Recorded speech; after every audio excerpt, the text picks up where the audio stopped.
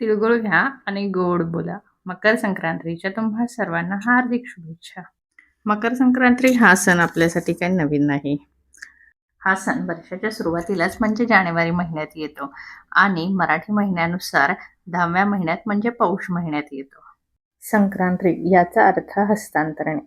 सूर्य एका राशीतून दुसऱ्या राशीत प्रवेश करतो, त्यामुळे यास मकर संक्रांती असे नाव पडले आहे.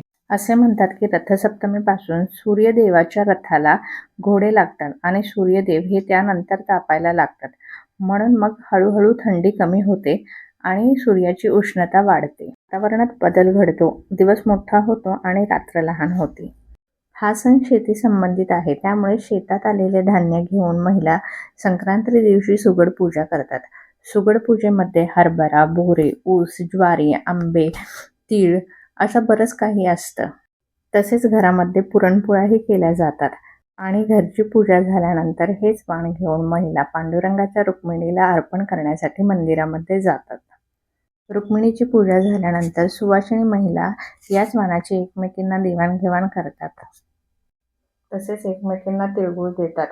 या सणाला तिळगुळ देण्याचे महत्त्व आहे, कारण थंडीमध्ये आपल्या शरीराला उष्णतेची गरज असते आणि या तिळगुळामुळे शरीरामध्ये उष्णता निर्माण होते. म्हणून या सणाला तिळगुळाची देवाणघेवाण सुद्धा केली जाते. पासून ते रथसप्तमीपर्यंत स्त्रियांचा हळदी-कुंकवाचा कार्यक्रम चालतो, ज्यामध्ये सुवासिन स्त्रियांना एखादी वस्तू वाण म्हणून रुपण्याची पद्धत असते. असा साजरा केला जातो मकर संक्रांती हा सण, जो स्त्रिया अगदी थाटात आणि उत्साहात पार पाडतात.